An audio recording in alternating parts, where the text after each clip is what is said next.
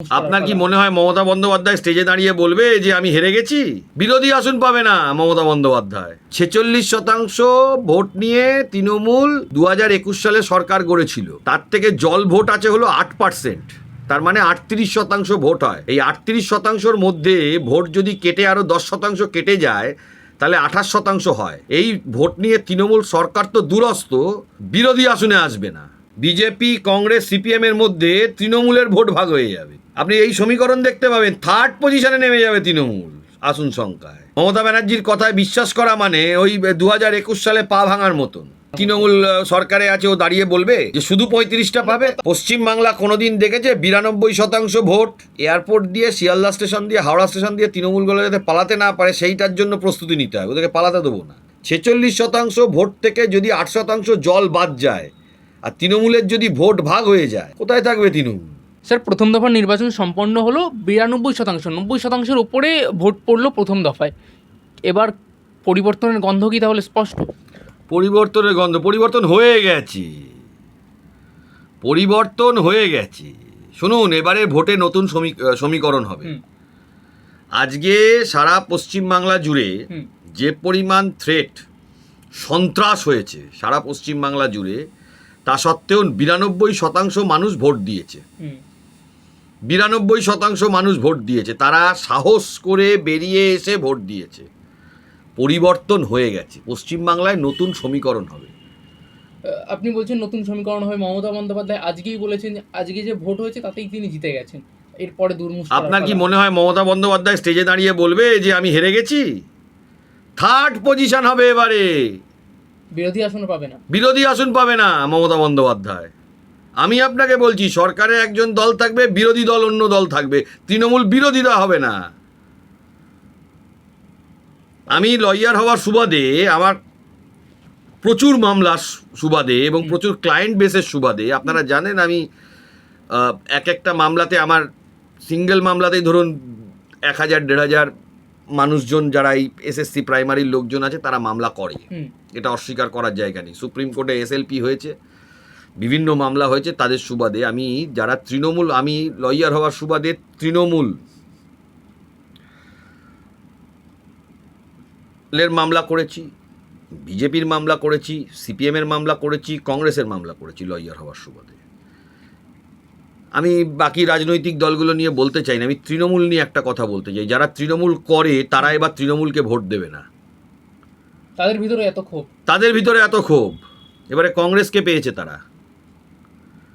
তৃণমূল তো কংগ্রেস ভেঙে হয়েছে, আর তো কিছু না।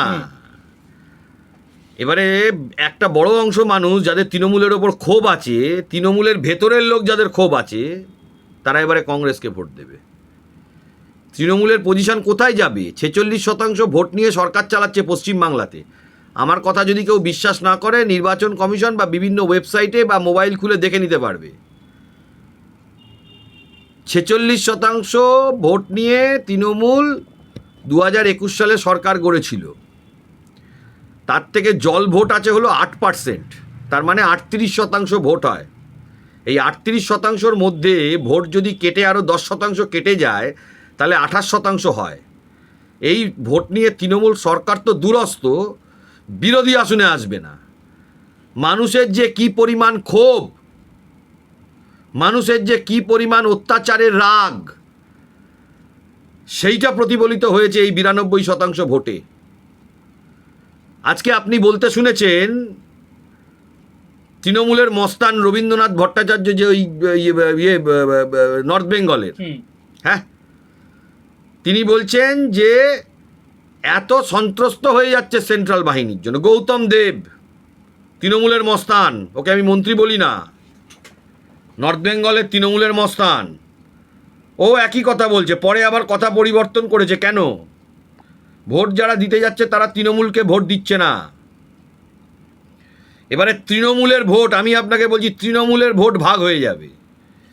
বিজেপি, কংগ্রেস, সিপিএম এর মধ্যে তৃণমূলের ভোট ভাগ হয়ে যাবে। আপনি এই সমীকরণ দেখতে পাবেন, থার্ড পজিশনে নেমে যাবে তৃণমূল আসন সংখ্যায়। মানুষের যে পরিমাণ ক্ষোভ আছে, তৃণমূলের ভোট এবারে ভাগ হবে। সরকারি কর্মচারীদের মধ্যে যারা তৃণমূল করেন, আমি তো তৃণমূলদের কাছে আবেদন করব, আপনারা তৃণমূলকে ভোট দেবেন না, আপনারা ডিএ পাবেন না। তাহলে মমতা ব্যানার্জির কথায় বিশ্বাস করা মানে ওই 2021 সালে পা ভাঙার মতন। নির্বাচন কমিশন আটকে রেখেছে, অতি বড় মূর্খেও বোঝে মমতা বন্দ্যোপাধ্যায় ডাহা মিথ্যা কথা বলছেন। আমি তৃণমূলের কাছে আবেদন করব, তৃণমূলে যারা ঝান্ডা লাগায়, তৃণমূলে যারা রাস্তায় হাঁটে, তাদের বাড়ির ছেলেরা চাকরি পায়নি, তৃণমূল বলে সিপিএম নাকি চিরকুটে চাকরি দিত, তাদের যোগ্যতা ছিল, দিত, ক্ষমতা থাকে, তাদের বিরুদ্ধে তদন্ত করে আপনার সরকার তাড়িয়ে দিন না, পারছেন না কেন? আমার প্রশ্ন তৃণমূলের কাছে, তৃণমূল বাড়ির কাছে, যারা যারা তৃণমূল কর্মী আছে তাদের কাছে, আপনার বাড়ির ছেলে চাকরি পেয়েছে না চাকরিগুলো বিক্রি হয়েছে? আমি তৃণমূলের কাছে প্রশ্ন করব, আমি অন্যান্য রাজনৈতিক দলের কাছে প্রশ্ন করব না। তৃণমূলের ভোট যদি ভাগ হয়ে যায়, তৃণমূল থার্ড পজিশনে নেমে আসবে, আমি আপনাকে বলছি। অন্যদিকে স্যার কুণাল ঘোষ তিনি তো বলেছেন যে 132 থেকে 35টা আসন পাবে এই আজকের নির্বাচনে। তৃণমূল সরকারে আছে, ও দাঁড়িয়ে বলবে যে শুধু 35টা পাবে? তাহলে এই আমি বলছি তো, তৃণমূল সরকারে আছে, তারা দাঁড়িয়ে কি বলবে যে আমরা শুধু 35টা পাবো? তাহলে কি স্যার 149টা সিটে ভোট হয়েছে, তার মধ্যে তৃণমূল দাঁড়িয়ে বলবে শুধু 35টা পাবে? 149টার মধ্যে 20 থেকে 25টা পাবে কিনা সন্দেহ আছে। সেই ভয় থেকে কোথাও গিয়ে তৃণমূলের কিছু দুষ্কৃতীতে দেখা গেল কেন্দ্রীয় বাহিনী জওয়ানদের উপর ইট ছুটতে। আরে এরা তো থাকতেই পারবে না, সেই জ্বালাটায় জ্বলছে। কেন্দ্রীয় বাহিনীর জওয়ানদের ওপর ইট ছোড়ার পরেও তো 92% ভোট পড়লো রে বাবা। বাই ইলেকশনগুলোতে 50% 55% ভোট পড়ে, তাই বাই ইলেকশনগুলোয় তৃণমূল জেতে। পঞ্চায়েত মিউনিসিপ্যালিটি ছেড়ে দিন, এগুলো কোনো ভোট না, এগুলো প্রহসন ভোটের নামে। এবারে 92% যে ভোট পড়েছে, আমি আপনাকে বলছি তৃণমূলের ভোট ভাগ হয়ে যাবে। আমি তো তৃণমূল যারা করেন তাদের কাছে আবেদন করব, আপনারা যাকে খুশি ভোট দিন, তৃণমূলকে দেবেন না। আপনারা যাকে খুশি ভোট দিন, তৃণমূলকে ভোট দেবেন না। No vote to Trinamool. তৃণমূলকে পশ্চিম বাংলা থেকে নিশ্চিহ্ন করতে হবে, নিশ্চিহ্ন করতে হবে। কোথাও কি স্যার অনেকে বলছেন বিজেপি সরকারে আসতে পারে, বিজেপির এই জয়যাত্রা কোথাও কি নন্দীগ্রাম থেকে শুরু হতে চলেছে, সেখানে 90%-90%-এর উপরে। দেখুন, মানুষ যাকে ভোট দেবে সে সরকারে আসবে। আমি বলছি কি, আমি বলছি এবারে সরকার হওয়ার সমীকরণটাই বদলে যাবে, যেটা পশ্চিমবাংলা কোনোদিন দেখেনি। পশ্চিমবাংলা কোনোদিন দেখেছে এরকম ভোট? পশ্চিমবাংলা কোনোদিন দেখেছে 92% ভোট? আজ পর্যন্ত পশ্চিমবাংলায় হয়েছে? হয়নি তো। পশ্চিমবাংলা কোনোদিন দেখেছে 26,000 চাকরি বাতিল? আপনি আমায় বলুন। পশ্চিমবাংলা কোনোদিন দেখেছে বছরের পর বছর ডিএ বঞ্চনা? তাই আমি বলছি তৃণমূল এবারে ভোটের রেজাল্টের পরে 3য় নম্বর পজিশনে এসে যাবে, 2য় দফার ভোটের কাছে, 2য় দফার ভোটের আগে, 29 তারিখের ভোটের আগে। তাই মানুষের কাছে আবেদন করছি, যাকে খুশি ভোট দিন তৃণমূল ছাড়া। এবারে 4টে political party, registered recognised political party, যেগুলো অন্য রাজ্যেও আছে, তৃণমূল ছাড়া বাকি দলগুলো অন্য রাজ্যে আছে, বিজেপি আছে, কংগ্রেস আছে, সিপিএম আছে। অনুরোধ করব তৃণমূলকে বাদ দিয়ে যাকে খুশি দিন। আপনি দেখবেন অন্যান্য রাজনৈতিক দলের ভোট বেড়েছে, বামপন্থীদের ভোট বাড়বে, কংগ্রেসের ভোট বাড়বে। কোথা থেকে ভোটগুলো আসবে? হাওয়া থেকে, তৃণমূল থেকে। তৃণমূল থেকে তৃণমূলের ভোট এবারে ভাগ হয়ে যাবে। আমি আপনাকে বলছি, ভোট যদি ভাগ হয়ে যায় কোথায় থাকবে? স্যার এই 92% ভোট অবশ্যই গণতন্ত্রের সাফল্য। এই সাফল্যের পিছনে নির্বাচন কমিশনের শুধুমাত্র ভূমিকা, নাকি মানুষের একটা ক্ষোভও কাজ করেছে? দেখুন, নির্বাচন কমিশন বেশ খানিকটা জায়গা করেছে, পুরোপুরি তারা সফল এ কথা আমি বলবো না। কারণ আজকের দিনে দাঁড়িয়েও দেখুন, কোনো একটি রাজনৈতিক দলের তার ক্যান্ডিডেট মার খাচ্ছে, এটা তো কাম্য না। ক্যান্ডিডেট মার খাবে, এটা তো কাম্য না। কিন্তু তারপরেও লোকে তো গিয়ে 92%, 100 জনের মধ্যে 92 জন গিয়ে ভোট দিয়েছে। কারণ মানুষ আর ভয় পাচ্ছে না, মানুষ আর ভয় পাচ্ছে না, এটা বুঝতে হবে আপনাকে। তৃণমূল এবারে থার্ড পজিশনে না হয়ে যায়, আর যদি থার্ড পজিশনে হয়, এই তৃণমূলের এই নেতাগুলো পালাবে। 4 তারিখের পর আমি মানুষকে বলবো শান্তি শৃঙ্খলা বজায় রাখবেন। এয়ারপোর্ট দিয়ে, শিয়ালদা স্টেশন দিয়ে, হাওড়া স্টেশন দিয়ে তৃণমূলগুলো যাতে পালাতে না পারে, সেইটার জন্য প্রস্তুতি নিতে হবে। ওদেরকে পালাতে দেবো না। জনগণকে প্রস্তুত থাকতে বলছে। হ্যাঁ, পালাবে এগুলো। আপনার মনে হয় নাকি এরা ভারতে থাকবে? বেশ কিছু নেতা পালিয়ে যাবে আগে। যা কেস হয়ে আছে, কেউ ছাড়া পাবে না। কেউ ছাড়া পাবে না। ক্ষমতায় আছে বলে যা ইচ্ছে তাই করেছে। আপনি একটা কথা বলুন না, ভাতা ছাড়া তৃণমূলের বলার কিছু আছে? এই কোন রাজনৈতিক দল বলছে যে ভাতা দেবো না? আপনি আমায় বলুন তো। প্রত্যেকটা রাজনৈতিক দল বলছে ভাতা দেবো। এ তো কংগ্রেস আমলেও ভাতা ছিল, বাম আমলেও ভাতা ছিল, 300 ছিল, 500 ছিল, সেটা আরও হয়তো 4000 5000 টাকা হতো।